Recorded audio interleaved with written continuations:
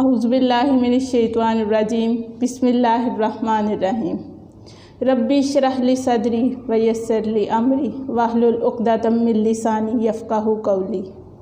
अस्सलामु अलैकुम वरहमतुल्लाहि वबरकातुहू।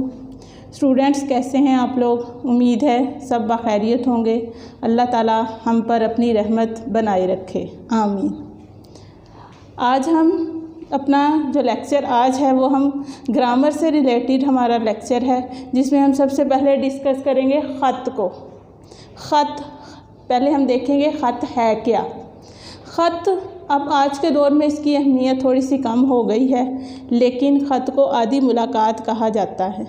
ख़त ऐसे लिखा जाता है जैसे जो लिखने वाला है वो हमारे लिखने वाला जो है वो ये तसव्वुर करता है कि जिसको मैं ख़त लिख रहा हूँ वो मेरे सामने मौजूद है, मैं उससे बातें कर रहा हूँ, वो ऐसे ही ख़त लिखा जाता है। ख़त को निस्फ़ मुलाकात भी कहा जाता है। इसको निस्फ़ मुलाकात इसलिए कहा जाता है कि ख़त लिखने वाला ये सोच के ख़त लिख रहा होता है कि जिसको मैं लिख रहा हूँ वो मेरे सामने मौजूद है, मैं उससे बातें कर रहा हूँ। ख़त लिखने के अब आगे जो हैं ख़त की इक़साम है वो दो हैं। पहली है रस्मी ख़तूत, दूसरी गैर रस्मी ख़तूत। हम जो अपने सिलेबस में दोनों तरह के ख़तूत पढ़ेंगे। सबसे पहले जो बात करेंगे वो है रस्मी ख़तूत की। रस्मी ख़तूत हैं क्या? रस्मी ख़तूत ऐसे ख़तूत हैं जो हम किसी अजनबी या ऐसे किसी फैक्ट्री के मैनेजर के नाम, किसी बड़े ओहदेदार के नाम ख़त लिखते हैं। इस ख़त में हम डोट टोक बात करते हैं कि हम इसमें अपनी खैरियत दरियाफ़्त नहीं करते, ना उनकी खैरियत पूछ रहे होते हैं, कुछ भी इस तरह की बातें नहीं होती। डोट टोक बात होती है कि सीधे सीधे अपने मतलब की बात हम करते हैं। स्टार्ट ही मतलब से करते हैं कि अगर हमने अखबार के मदीर को ख़त लिखना है तो सीधे सीधे मतलब की बात करेंगे, इधर उधर की बातों में नहीं पड़ेंगे। और उसके साथ है गैर रस्मी ख़तूत। गैर रस्मी ख़तूत जो हैं वो हम अपने ख़ानदान वालों को लिखते हैं कि हमने अपने फैमिली में जितने भी हमारे मेंबर्स हैं, घर वाले हैं, चचा हैं, ताया हैं, अब्बू हैं, अम्मी हैं, बहन भाई हैं, अपने दोस्तों को ये लिखते हैं ख़त। उनको गैर रस्मी ख़तूत कहा जाता है कि रस्म को कि हम लोग दो टोक बात इसमें नहीं होती। इसमें हम लोग उनकी खैरियत भी पूछते हैं, अपनी खैरियत भी बताते हैं, इर्द गिर्द के हालात के बारे में भी बताया जाता है कि मैं कैसे ज़िंदगी गुजार रहा हूँ। ये सारा कुछ गैर रस्मी ख़तूत में अपने बहन भाइयों से, माँ बाप के से, चचा से बात की जाती है। ख़त अब आगे है ख़त के इज्ज़ा। कितने ख़त के इज्ज़ा हैं? सबसे पहले ख़त इज्ज़ा होते हैं वो जिनके बगैर कोई भी चीज़ मुकम्मल नहीं होती। इसी तरह ख़त के इज्ज़ा भी हैं जिनमें सबसे पहले है मुकाम रवानगी। वो जगह जहाँ से हमने ख़त लिखा है वो जगह बतानी होती है, क्योंकि हम लोग जो हैं स्टूडेंट्स जो हैं वो स्कूल से ही ख़त लिखा जाता है, इसलिए हम लिखते हैं इम्तहानी मरकज़। यहाँ पे एक चीज़ और ऐड होती है कमरा इम्तहान। कमरा पुर्तगाली ज़बान का लफ्ज़ है, इम्तहान किसी और ज़ुबान का लफ्ज़ है। दोनों दो ज़ुबानों के लफ्ज़ जो हैं वो मिलके मुरक्कब नहीं बन सकते, तो इसलिए हम लोग इम्तहानी मरकज़ लिखेंगे और इसके आगे कोई भी फुल स्टॉप, कोई भी ख़त्मा या कॉमा वगैरह नहीं होगा। फिर उसके बाद अगला जो है वो है तारीख़ में सबसे पहले हम जो तारीख़ है वो लिखेंगे, उसके आगे ख़त्मा आएगा, जो महीना चल रहा है वो, और जो साल है वो, और एंड पे हम इसके आगे हमज़ा डालेंगे, यानी कि ईस्वी साल 2020 ईस्वी साल है। हिजरी साल के आगे हम छोटी सी हे डाल देते हैं, 2 चश्मी हे, पता चल जाता है ये हिजरी साल है। लेकिन हम इधर आगे क्योंकि ये 2020 ईस्वी साल है तो इसके आगे हम हमज़ा डाल देंगे, पता चल जाएगा ये ईस्वी साल है। इसके अलावा इसके आगे और कोई भी निशान नहीं लगेगा।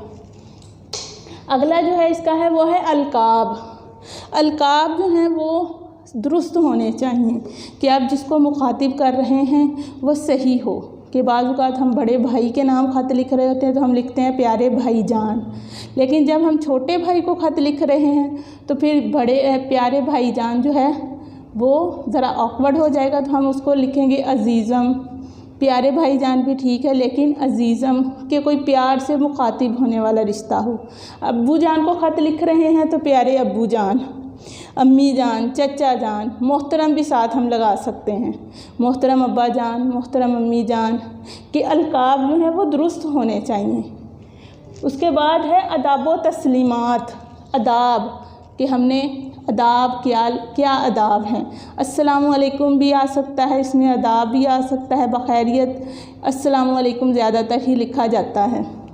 लिखने का तरीका है प्यारे अब्बू जान, इसके बाद क्योंकि प्यारे अब्बू जान मैंने मुखातिब किया है, अब्बू जान को जिनको ख़त लिखा जा रहा है उनको मुखातिब किया है कि प्यारे अब्बू जान। उसके बाद नदाइया का साइन आएगा क्योंकि ये पुकारने के लिए इस्तेमाल होता है।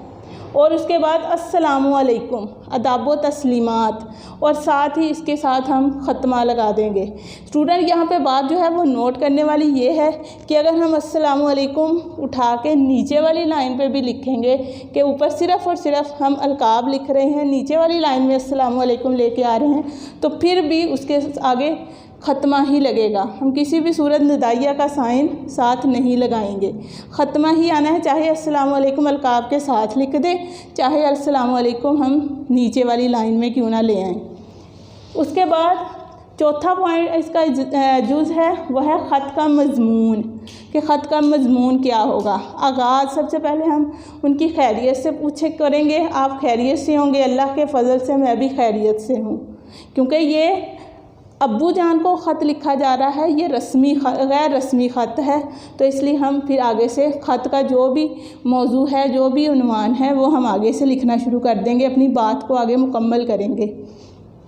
उसके बाद है ये लफ्ज़ आप लोगों के लिए नया होगा, मकतूब निगार।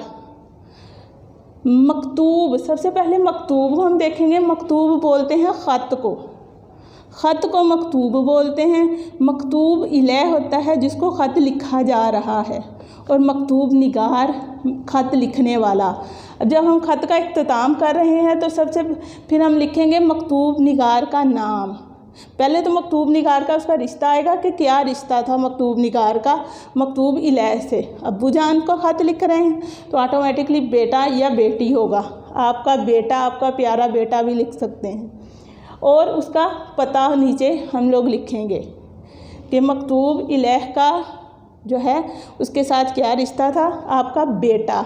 अगर चचा को लिख रहे हैं तो आपका भतीजा, भाई को लिख रहे हैं तो आपका भाई, आपकी बहन। तो अगर छोटे भाई को लिख रहे हैं तो हम लोग लिखेंगे आपका बड़ा भाई, आपकी बड़ी बहन। के साथ पेज नंबर आप लोग ओपन करेंगे, पेज नंबर 62। ख़त एक हम लोग नमूने के तौर पे पढ़ लें ताकि आप लोगों को आगे ख़त लिखने में आसानी हो जाए। पहला ख़त है वालिद के नाम ख़त। इसमें है स्कूल में इम्तहानी नतीजा हुआ है, उसकी रोदाद सुनानी है। रोदाद होता है पूरा ख़त बताना, पूरी उसकी जो है बता देना है कि उस वक्त जो इन नतीजा सुनाया जा रहा था वहाँ क्या क्या हो रहा था, कि अगर वो वहाँ मौजूद नहीं है लेकिन हमने उसको ऐसी डिटेल में बताना है कि उनको पता चल जाए कि वहाँ पे उस वक्त क्या क्या हुआ था। सबसे पहले हम लोग लिखेंगे इम्तहानी मरकज़, फिर उसके बाद तारीख़, और मोहतरम अब्बू जान या प्यारे अब्बू जान, नदाइया का साइन, अस्सलामु अलैकुम, और ख़त्मा एंड पे। मुबारक हो 1 अप्रैल आई, मेरे कामयाबी की खुशखबरी लाई, बेरंग स्कूल सब पहुंचा, स्कूल का वसी सहन तलबा से भरा हुआ था। स्टूडेंट यहाँ पे एक बात ख़त में नोट करने वाली ये होती है कि हमने ख़त के जितने भी उसके जुमले हैं वो छोटे लेने हैं। छोटे जो जुमले हैं वो ख़त में एक तो खूबसूरती पैदा करते हैं और दूसरा आसानी से पढ़े जाते हैं, लेकिन जो ख़त में बड़े जुमले लिखते हैं तो पढ़ने वाला भी जो है वो बोरियत महसूस करता है। असातिज़ा इकराम तशरीफ़ लाए, 9 बज चुके थे, हेड मास्टर साहब जलवा अफरोज़ हुए, और इसमें हम अल्फाज की अदायगी भी अच्छे से करेंगे कि पढ़ने वाले को खुशी महसूस हो कि उसके लिए किस तरह के अल्फाज लिखे जा रहे हैं। हर जमात की कितार लग गई मगर दिल धड़क रहे थे, मालूम नहीं क्या नतीजा निकलेगा, पास हैं या फ़ेल या ज़ेरे गौर। खुदा खुदा करके नतीजे की फ़हरिस्तें और असातिज़ा को मिली। वो खरामा खरामा अपनी क्लास में गए, नतीजा सुनाया और पास होने वाले तलबा की खुशी की इंतहा ना रही। और जो लोग नाकाम हुए उनको आइंदा के लिए मायूसी से निकल जाने की हदायत की कि वो मायूस ना हों, अगले साल मेहनत करें और कामयाब हों। जो लोग पास हो गए थे वो उछलते कूदते नाचते गा रहे थे, और जो लोग नाकाम हुए वो मायूसी का शिकार हो गए, लेकिन उस असातिज़ा की वजह से वो लोग जो हैं वो मायूस नहीं हुए और मुंह लटकाए हुए घरों से निकल गए। प्यारे अब्बा जान, ये सब मेरी जो मेहनत है आप लोगों की और अम्मी जान की दुआओं का सदका है कि मैंने अपनी क्लास में अव्वल पोजीशन हासिल की है, और इंशाअल्लाह अगले साल भी मेहनत करूँगा और अच्छे नंबरों से पास होऊंगा। उम्मीद है अल्लाह ताला मुझे और आप सबको मायूस नहीं करेगा। आप भी दुआ करते हैं। अम्मी जान को सलाम। और जब हमने भी इसका इख्तिताम ख़त का करना है तो हम लिखेंगे आपका बेटा, और नीचे, क्योंकि ये मैंने ख़त का जुज़ है, आखिरी जुज़ है, अगर हम इनमें से किसी एक जुज़ को भी छोड़ देंगे तो ख़त नामुकम्मल होगा। आपका बेटा, नीचे नाम लिखने की बजाय हम अलिफ बे जीम लिखेंगे, और बस आप लोगों का ये ख़त है, यहाँ तक है जी स्टूडेंट्स। उम्मीद है ख़त समझ आ गया होगा। अब हम अगले की तरफ बढ़ते हैं, जिसमें अब हमने ज़रबुल इमसाल, वाहिद जमा, मुज़क्कर मुअन्नस, अल्फाज मुतज़ाद और अल्फाज मुतरादिफ़ करने हैं। सबसे पहले हम करेंगे ज़रबुल इमसाल। ये मुरक्कब है दो अल्फाज का। पहला है ज़रब, जिसके मानी है बयान करना, और अमसाल जो है वो मसल की जमा है, जिसके मानी है मिसालें। कि मिसालें देकर पूरी कहानी, पूरा वाक़या जो है वो बयान हो जाता है। ये पुराने वक्तों में जो लोग थे वो कहावतें, मुहावरात बोला करते थे। उर्दू में ज़रबुल इमसाल और इसको कहावत भी कहा जाता है, और ये अमूमन पेपर में आते हैं कि ज़रबुल इमसाल मुकम्मल करें, या फिर लिखा होता है कि जुमलों को मुकम्मल करें। सबसे पहले हम लोग पढ़ लें, फिर हम इसको मुकम्मल करेंगे, क्योंकि जब हम पढ़ लेंगे तो हमें समझ होगी, तो फिर हम इसको मुकम्मल कर सकते हैं। पहला है आ बैल मुझे मार। इसके साथ साथ मैं आपको इसका बता भी देती हूँ। आ बैल मुझे मार का मतलब होता है मुसीबत को खुद दावत देना। आप आए, भाग आए। आँख थू, खट्टे हैं। आँख थू खट्टे हैं, ये आप लोगों ने सुना होगा जब हमने कहानी पढ़ी थी लोमड़ी और अंगूरों वाली, कि वो अंगूरों तक पहुंच नहीं सकी और फिर जाते हुए कह गई आँख थू खट्टे हैं, जब जो चीज़ पहुंच में ना हो। आदमी का शैतान आदमी है। उल्टे बांस बरेली को। बात खटाई में पड़ गई। 12 बरस दिल्ली में रहे, भाड़ ही झोंका किए। 12 बरस दिल्ली में रहे, भाड़ ही झोंका किए। इसका मतलब होता है कि वो जगह जहाँ पे आपको हर चीज़ के मौके मिल रहे हैं, लेकिन फिर भी आप लोग उस चीज़ का फ़ायदा ना उठाएं। बासी कड़ी में उबाल आया। ये बासी कड़ी में उबाल आया, इसका मतलब होता है कि वक्त के गुज़रने के बाद जोश पैदा होना, कि वो वक्त अब गुज़र गया है, उस काम को करने का जो जज्बा है वो बाद में हो कि मैं ये काम कर सकता था। बद अच्छा, बदनाम बुरा। बूढ़ी घोड़ी लाल लगाम। बिल्ली के भागों छीका टूटा। पाक रहो बेबाक रहो। सोत ना कपास जुलाहे से लट्ठम लट्ठा। कम ख्वाब में टाट का पैवंद। तुखम तसीर सोहबत का असर। जितनी चादर देखिए उतने पाँव फैलाइए। जिसकी लाठी उसकी भैंस। चोर की दाढ़ी में तिनका। हसाब जो बख्शिश सो। खिदमत से अज़मत है।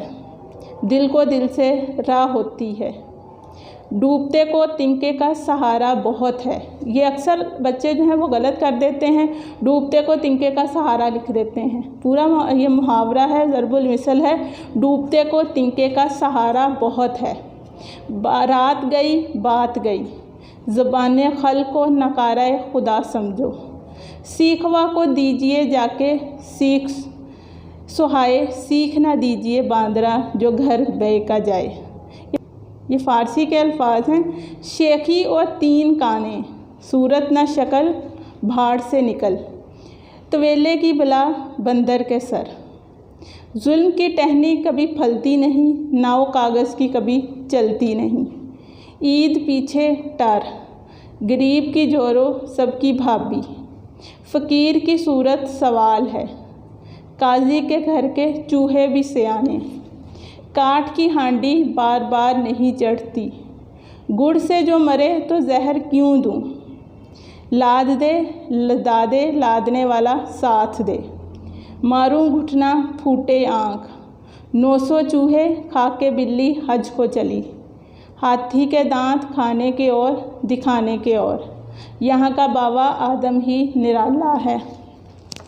जी स्टूडेंट्स, ये हम लोगों के ज़रबुल इम्साल थे। अब हम इसको मुकम्मल करते हैं और साथ ही आपको पता होना चाहिए कि हमने मुकम्मल कैसे करना है। बद अच्छा, बदनाम, बुरा, और एंड पे इसके हमने ख़त्मा ज़रूर लगाना है। उल्टे बांस बरेली को,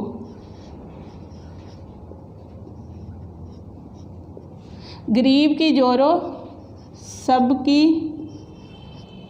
भाभी,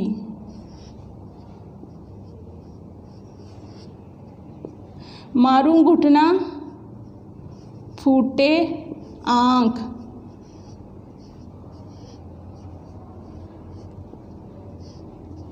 यहाँ का बाबा आदम ही निराला है।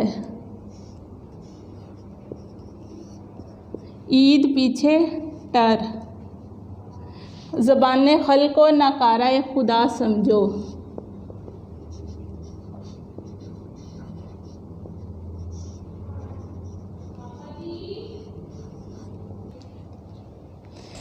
नकारा को अक्सर बच्चे नून को ये काफ वाला लिख देते हैं, जो गलत है।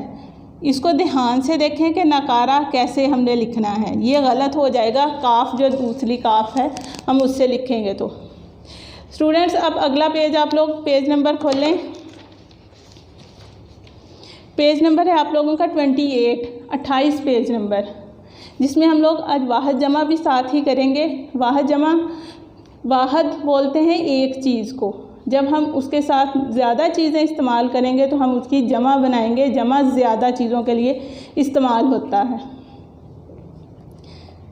वाहद एक चीज़, जैसे उस्ताद, उस्ताद एक है, जब हम इसकी जमा बनाएंगे तो क्या इसकी जमा बनेगी असातिज़ा। उस्तादों नहीं होगा, असातिज़ा लफ्ज़ जमा होती है, असातिज़ा। अदीब, अदबा, अदीबों नहीं होती, इसकी जमा अदबा। आफत, आफात। बहर, बहूर। तबरुक, तबरुकात। तवक्का, तवक्कुआत। स्टूडेंट, इसमें एक चीज़ आप लोगों को बताने वाली ये है कि जब लफ्ज़ के एंड पे नून गुन्ना आ जाए तो हम नून गुन्ना और अलिफ नून गुन्ना आ जाए उसको हटा के ये और नून लगाएंगे। धुआं, तो उसकी जमा बन जाएगी धुएं। कुआं, अलिफ और नून हट गया, ये और नून गुन्ना जो है वो साथ लगा देंगे। नून, कुआं, कुएं।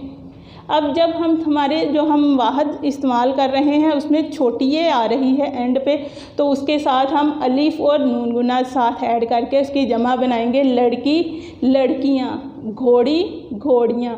बाज़ औक़ात एंड पे ये आ रही होती है बड़िए, तो हम उसको बड़िए को हटा के छोटिए साथ लगाएंगे और हमज़ा छोटिए और नून गुना साथ लगा के इसका जो है हम बना लेंगे। जैसे गाय, गायें। राय, राएं। बंदरिया, अब ये अलिफ आ रहा है तो इसके आगे हम लोग अगर ये अलिफ आ रहा है तो अलिफ अगर हटना चाहे तो हम हटा सकते हैं, लेकिन बंदरिया है ये अलिफ और साथ हम इसके साथ नून गुना ऐड कर देंगे। अगर एंड पे ये अलिफ आ रहा है तो हम उसके साथ ये अलिफ बंदरिया। लुटिया, लुटियाँ। अमाम, आइमा। अदब, आदाब। आखिर, अवाखिर। बुखार, बुखारात। बदन, अबदान। बदनों नहीं होता, अबदान होता है। तदबीर, तदाबीर। तजल्ली, तजल्लियात। जानिब, जवानिब। जहद, जुहात। अमर, अमर का हम दो तरह से लिख सकते हैं, अवामिर भी लिख सकते हैं, अमूर भी लिख सकते हैं। अमीर, अमीरों नहीं होते इसकी जमा। उमरा। अव्वल अवाइल, अलम आलाम, बुरहान बराहीन, तर्जुमा, तर्जुमे अक्सर लिखा जा रहा होता है, ये जो गलत है, तर्जुमा इसकी जमा होगी तराजुम। तोहफ़ा, तोहफ़े नहीं लिखेंगे, तहाइफ। जवाब, जवाबात। जिस्म, अजसाम। हाजित, हवाइज। हाजात होती है जमा, लेकिन हम लोग हवाइज लिखेंगे। स्टूडेंट, अब अगला जो हम बात करेंगे वो है मुज़क्कर मुअन्नस की। पेज नंबर आप लोग ओपन करेंगे 27, मुज़क्कर और मुअन्नस। मुज़क्कर जो है वो मेल के लिए बोला जाता है, नर चीज़ के लिए बोला जाता है मुज़क्कर, और मुअन्नस जो है वो मादा के लिए बोला जाता है।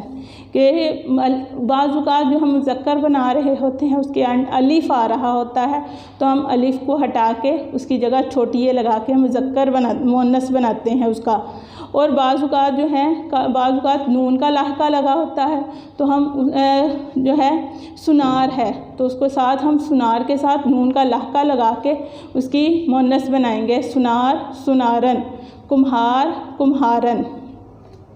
जैसे ऊँट, इसकी मुअन्नस क्या बनेगी? ऊँटनी। बंजारा, बंजारन। बछड़ा, बछिया। उस्ताद, अब उस्ताद है, पहले हमने जमा मुज़क्कर उसमें वाहिद जमा में भी किया, अब हम इसकी मुअन्नस उस्ताद की मुअन्नस क्या होगी? उस्तानी। बराती, बरातन। अदाकार, अदाकारा। बंदर, बंदरिया। भंगी, भंगन। बकरा, बकरी। अब जो अगली चीज़ हम करने जा रहे हैं वो है अल्फाज मुतज़ाद। अल्फाज मुतज़ाद का मतलब होता है उल्ट लिखना, उस चीज़ का उल्टा बताना। आप लोग पेज नंबर 21 ओपन करें। इसमें अल्फाज मुतज़ाद हैं कि उसका मुखालिफ मानी इस्तेमाल किया जाता है। जैसे दुख का मानी क्या होगा? दुख का उल्टा क्या होगा? सुख। आगाज़, अंजाम। हाकिम, महकूम। अक्सरियत, अक़लियत। बाज़ औक़ात अक़लियत लिखा होता है, उसकी हमने मुतज़ाद लिखेंगे तो क्या लिखेंगे? अक्सरियत। ग़ुलामी, आज़ादी। शाम, सुबह। कसीर, कसीर ज़्यादा, उसके लिए कलील का लफ्ज़ इस्तेमाल होता है।